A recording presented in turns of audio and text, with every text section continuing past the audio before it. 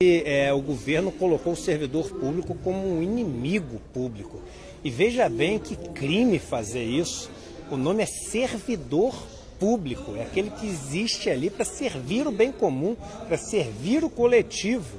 E a gente passou a ver o servidor público como aquele juiz que ganha R$200 mil e não vai trabalhar e etc., que é um caso isolado no meio de tantos, mesmo no meio judiciário, onde você tem pessoas que dedicam uma vida inteira para passar por situações absolutamente duras, difíceis e etc. E a gente pega, não, aquele exemplo. A gente, quando fala em servidor público, não pensa no professor que ganha R$2 mil para trabalhar numa zona de guerra e ensinar aquelas crianças que muitas vezes perderam os pais para o tráfico e a única esperança que eles têm é ter aquela educação deles. A gente não pensa nas enfermeiras que trabalham em condições subhumanas para tentar salvar vidas. Por que a gente não pensa nessas pessoas? Por causa de uma propaganda que existe, tentando diminuir o tamanho do Estado. Só que tem dois problemas, de você diminuir sem propósitos, de você diminuir sem um plano, de você diminuir com mentiras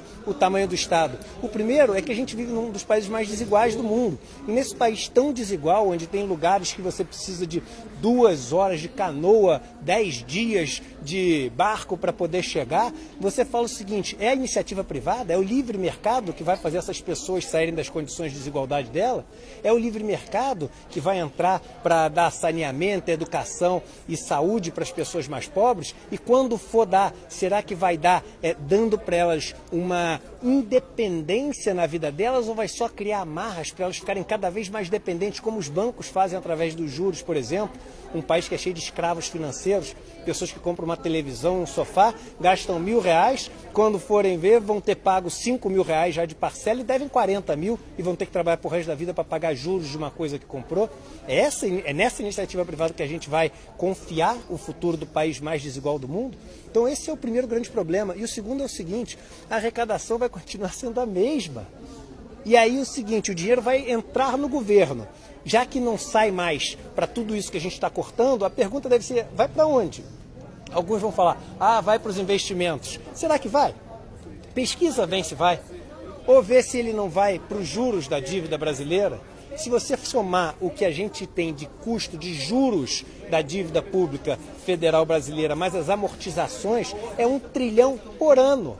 Porque não é só os juros, é o quanto você tem que pagar de dívida que está vencendo. R$1 trilhão por ano, que vai parar na mão de pessoas muito ricas, e essas pessoas muito ricas fazem o que com esse dinheiro? Compram mais dívida, para aumentar essa bola de neve e fazer com que esse sistema cada vez sugue mais o dinheiro, que principalmente vem dos impostos pagos pelos pobres, que são os impostos sobre consumo no Brasil. E lembrando, servidores públicos são 12 milhões no Brasil e que dividem um bolo de pouco mais de 700 bilhões de reais. Estou incluindo tudo aqui: militares, civis, federais, municipais, estaduais. Eles dividem esse bolo de 700 bilhões, 12 milhões de pessoas. As 200 famílias mais ricas do Brasil, está na Forbes na última edição, elas no ano passado aumentaram a fortuna em 230 bilhões de reais. Um grupo que é 60 mil vezes menor em tamanho e que ganhou 3 vezes menos só. Quem são os verdadeiros vilões do Brasil? Então, ao invés de demonizar o serviço público, vamos voltar a acreditar que o serviço público pode fazer desse país verdadeiramente uma nação com oportunidades mais iguais. Cobrar sim eficiência, cobrar sim a modernidade do serviço público, cobrar sim o serviço de qualidade. As pessoas já são de muita qualidade, mesmo quem critica o serviço público fala nos relatórios que, olha, a qualidade deles é maior do que da iniciativa privada. Mas, além de cobrar tudo isso, vamos valorizar. Porque são eles aqueles que não têm as amarras do mercado, que tudo que tem que ser feito tem que ter a justificativa do lucro, que podem fazer desse país uma nação.